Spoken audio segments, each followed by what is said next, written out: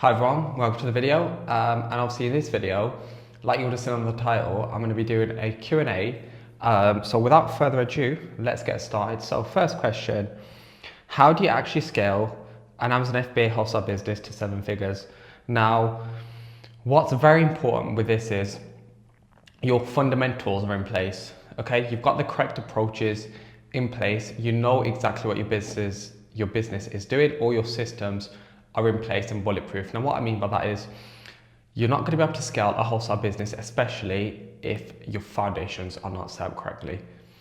Okay, what I mean by that is, let's say we try and locate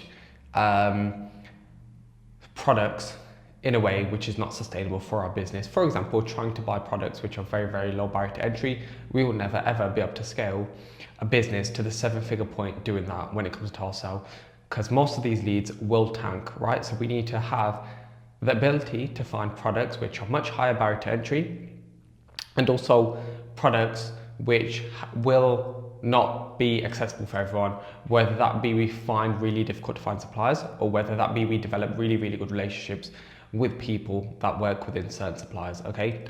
Which enables us to get products and prices other people can't get, which obviously sets us up to scale, right? Because we now have the consistency there within the business. Next question, what's the biggest difference between RAO and wholesale in terms of growth potential?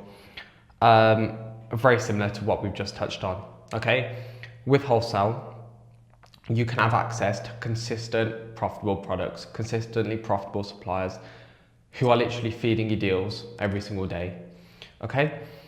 With RAOA, it's very limited in the fact that any lead that you buy, it's limited, okay? So there's no element of sustainability there within your business. And in some essence, it's very, very difficult to incur overheads, right? Because if we don't know how much money we're going to make month on month doing RAOA because our leads are very unstable, it's very difficult to then go and take on overheads, for example, 500 quid a month, when we don't really know how much we're going to be making every single month, if that makes sense. Whereas with wholesale, we know supply X might make us £1,000 a month, so that might be able to cover our overheads. Okay, so things like that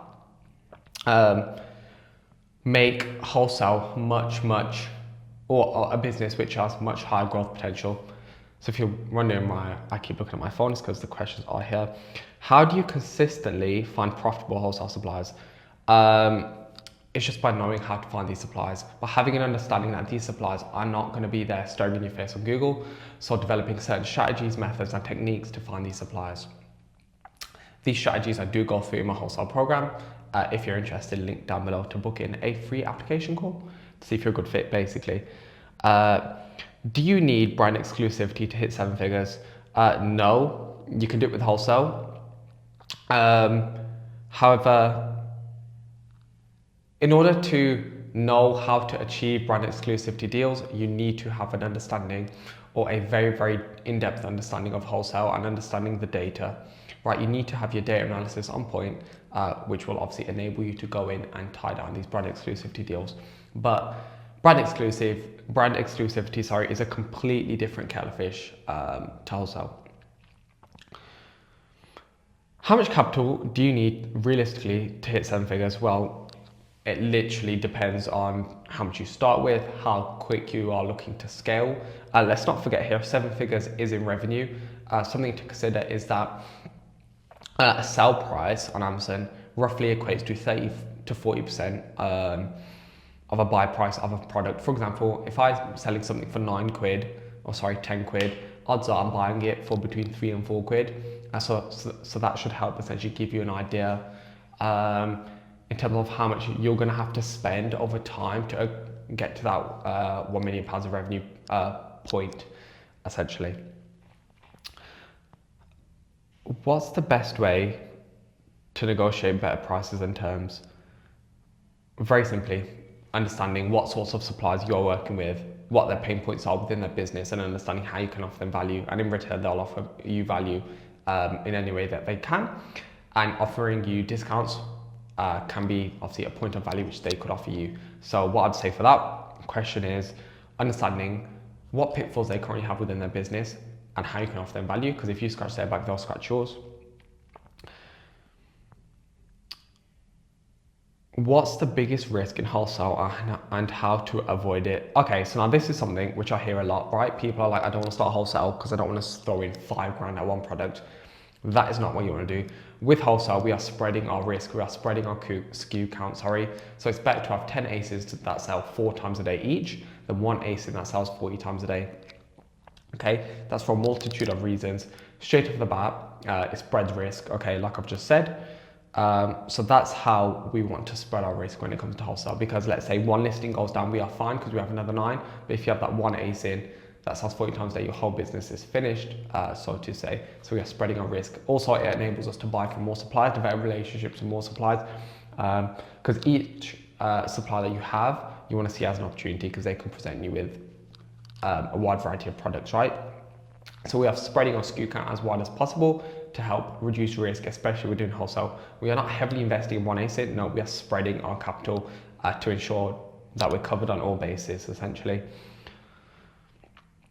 How do you deal with competition on listings? By making sure you're knowing what sorts of listings that you are jumping on. For example, you want to be heavily analyzing the listings that you jump on when it comes to wholesale, because with wholesale, we are investing in products that will last us the test of time. We're not jumping in listings to jump out of them in a couple of weeks. No, we are investing in these listings and also these relationships to last us the test of time. So therefore, to deal with competition, we make sure we jump on listings whereby we've analyzed the competition and we understand how they behave, how they reprice, and how they will act.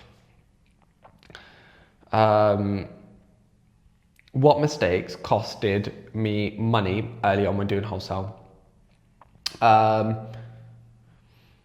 I would say it was just not having an understanding of how to run the business and approach it in a way that will actually give me sustainability. For example, I was doing the literal what everyone else does, going onto Google, finding these really crap suppliers and trying to develop money or develop relationships with these guys. That was never going to work. They weren't positioned in the correct position to actually give me discounts, even if I did have a good relationship. Placing orders, trying to offer these guys value, and just seeing the same pool of money just keep turning around. Just because I was contacting the wrong sorts of suppliers, I was buying the wrong sorts of products from the wrong sorts of suppliers that everyone had access to. So anything I was buying was just tanking, essentially. What advice would I give someone today, or what advice would I give someone, aiming for 7 figures today? Understanding that, first of all, what business model are you doing? If you're doing RA, OA, understanding that there will have to be certain things, or a certain amount of work which you will have to put in yourself. For example, RA, right? It's very difficult to outsource RA. So you've got to understand how much you are actually going to have to go out and go to different stores, okay? And OA, very similar. You're going to have to understand that, okay, there's going to be a lot of chasing for deals, which we are going to have to do, well, essentially day on day, okay? You are looking for new deals every single day.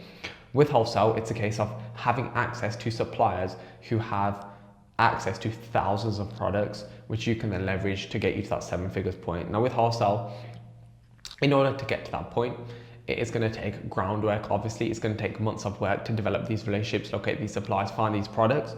However, once these are there, you can then see your business, let's say, do 50K a month in revenue. And then you understand, okay, in order for us to, let's say, hit whatever revenue goals that we want to hit, we can then double down with these suppliers. We can then outreach to more suppliers. We can utilize the relationships which you currently have to try and get them to source in more products for the brands that do well for us from these suppliers.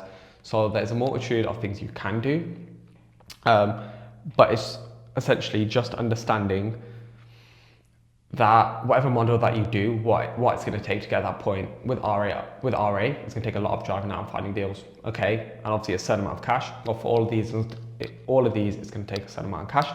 For OA, it's a case of, okay, we are going to have to hunt every single day, like literal like scavengers, to try and find whatever deals we can. With wholesale, it's okay, this is a much more systemized approach. We need to locate suppliers, develop relationships, and it's much more controlled in a way, because once you get access to all these products, all these suppliers, all this data, you can then leverage that to strategically get to that 7 figures point. So that's all the questions that I've got here. If you've got any more questions, drop them down below in the comments, or feel free to just message me on Instagram at HFBA. If you do want to jump on our wholesale program, which is obviously we cover everything which I've spoken about in this video, you can book in a free call using the link down below in the description. Literally, it's a free call. You can have a chat with me and one of the team, see if it's a good fit for you. But then again, that is just a wholesale call. But yeah, I hope you enjoyed the video. If you've got any questions, leave them down below as well. Subscribe if you want to see more videos like this. Drop a like as well. But yeah, I will catch you all in the next one.